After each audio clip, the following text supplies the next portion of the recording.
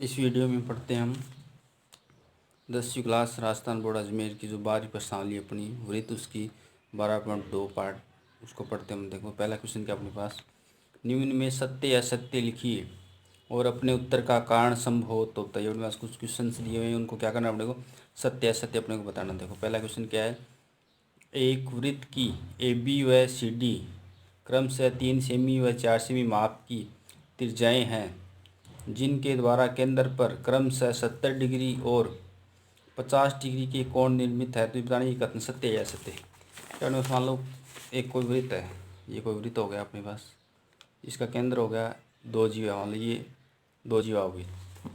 ये एक तो अपने पास ए बी और एक अपने पास ये तो होगी ए बी मान लो 3 सेमी की, और ये हो गया अपने पास सी डी, ये सी डी हो गया अपने पास 4 सेमी की।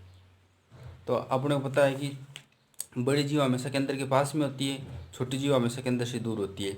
और इसके अपन कोण की बात कर रहा है ये, इसमें कि यहाँ तो बन गया अपने पास 3 डिग्री वाला, वो तो बना रहा है 70 डिग्री का कोण, 3 सेमी वाला तो 70 का, 4 सेमी वाला 50 का।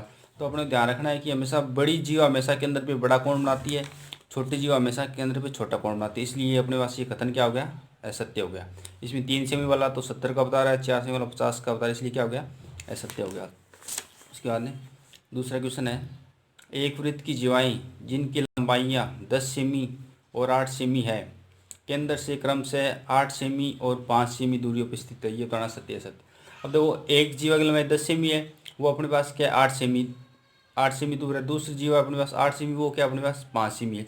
अब देखो हमेशा आपको क्या पता है कि बड़ी जीवा हमेशा केंद्र के क्या होती है, पास में होती है। बड़ी जीव हमेशा केंद्र के पास में होती है, छोटी जीव हमेशा केंद्र से दूर होती है। इसलिए क्या होगा अपने पास ये कथन असत्य होगा। इसमें देखो बड़ी वाली 10 सेमी वाली तो 8 सेमी दूर है, 8 जो छोटी है वो 5 सेमी दूर है, इसलिए क्या हो गया, ये कथन अपना असत्य हो गया।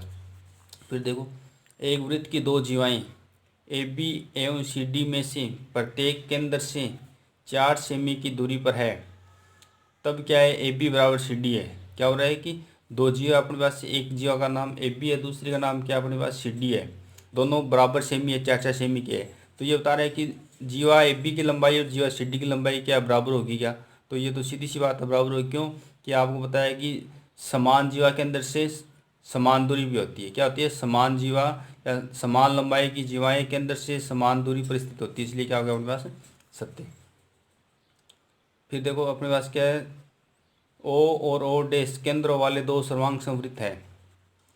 वृत्त ए और बी 2 बिंदुओं पर प्रतिच्छेद करते हैं, तब क्या हो रहा है कि कोण ए ओ बी बराबर कोण ए ओ डैश बी है।